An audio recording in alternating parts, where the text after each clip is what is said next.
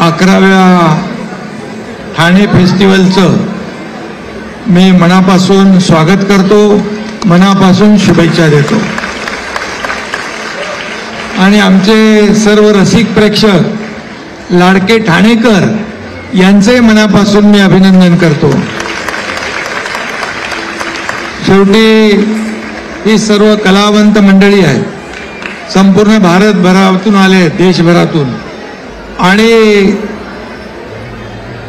कलावंतांना दाद देणारा प्रेक्षक हा ठाण्यात आहे।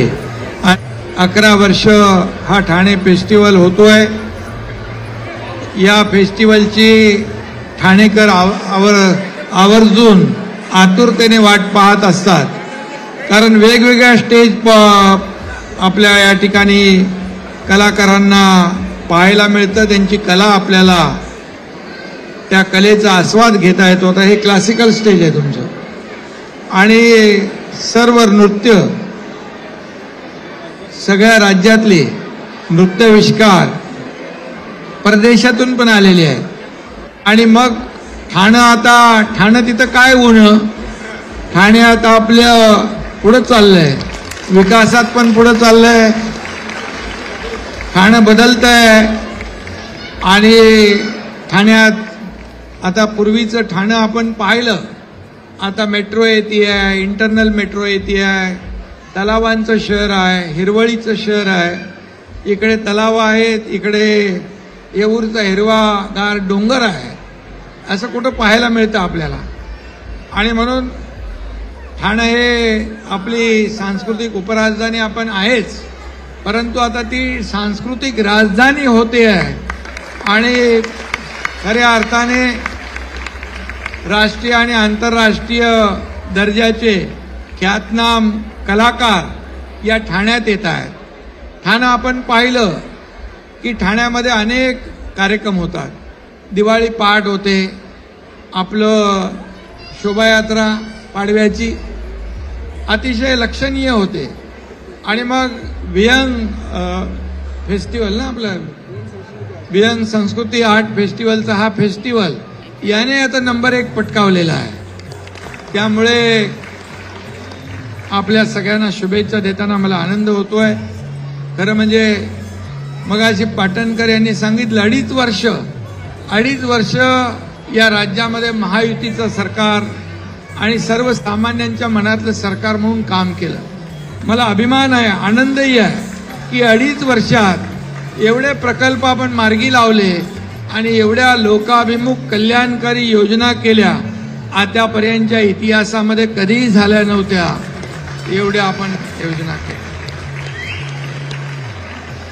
आणि म्हणून मी जेव्हा मुख्यमंत्री होतो, सीएम होतो, त्यावेळेस लोक म्हणायचे सीएम म्हणजे चीफ मिनिस्टर, पण मी म्हणायचो सीएम म्हणजे कॉमन मॅन। आणि आता मी डीसीएम आहे, आता डेडिकेटेड टू कॉमन मॅन।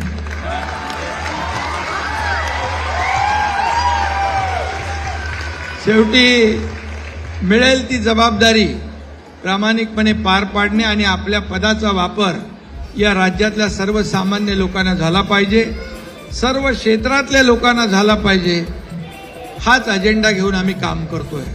आता तर प्रताप सरनाईक राज्याचे परिवहन मंत्री आहेत, मी त्यांचंही मनापासून अभिनंदन करतो की 11 वर्ष आपण हा कार्यक्रम करताय, आणि त्यांची खरं म्हणजे विकासाच्या मार्गावरची गाडी अशी जोरात होती, पण आता हे सुसाट परिवहन सेवा आणि आता राज्यातल्या जनतेला देखील आरामदायी आणि चांगला सुसह्य आणि सुरक्षित प्रवास या ठिकाणी त्यांच्या खात्याच्या माध्यमातून या राज्यातल्या जनतेला होईल।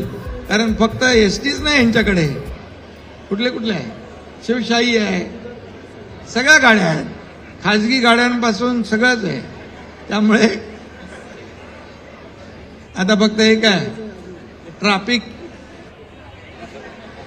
ट्रॅफिक जाम मधून आपल्या ठाणेकरांची सुटका झाली पाहिजे, यासाठी पण तुम्ही काम करा। आणि म्हणून